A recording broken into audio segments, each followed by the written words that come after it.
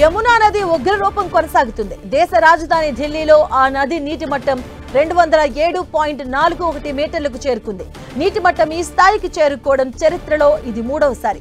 ఎగువన ఉన్న వజీరాబాద్, హథినీకుంద్ బ్యారేజీల నుంచి పెద్ద మొత్తంలో వరదను విడుదల చేస్తూ ఉండడంతో ఢిల్లీలో యమునా నీటి మట్టం పెరుగుతుందని అధికారులు తెలిపారు.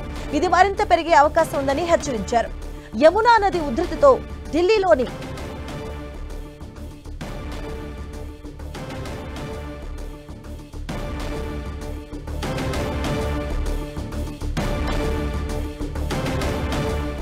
యమునా బజార్, గీతా కాలనీ, కశ్మీరీ గేట్, మయూర్ విహార్ ప్రాంతాలు జలమయమయ్యాయి. వరద నీటితో ఢిల్లీ ఔటర్ రింగ్ రోడ్డుపై ట్రాఫిక్ స్తంభించింది.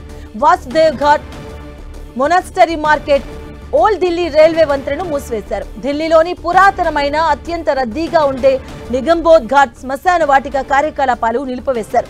ఇప్పటి వరకు 14,000 మందికి పైగా స్థానికులను సురక్షిత ప్రాంతాలకు తరలించినట్లుగా అధికారులు తెలిపారు. 38 ప్రాంతాల్లో వరద శిబిరాలను ఏర్పాటు చేసినట్టుగా చెప్పారు. వరద భారీగా పెరగడంతో ఓక్లా బ్యారేజీ నుంచి వరద జలాలను దిగువకు వదులుతున్నారు. ఈ విషయంలో ఢిల్లీ అధికారులు ఉత్తరప్రదేశ్ యంత్రాంగంతో సమన్వయం చేసుకుంటున్నారు. ఇదిలా ఉండగా ఢిల్లీలో యమునా నీటి మట్టం 207 మీటర్ల మార్కును దాటడం 1963 తర్వాత ఇది ఐదోసారి.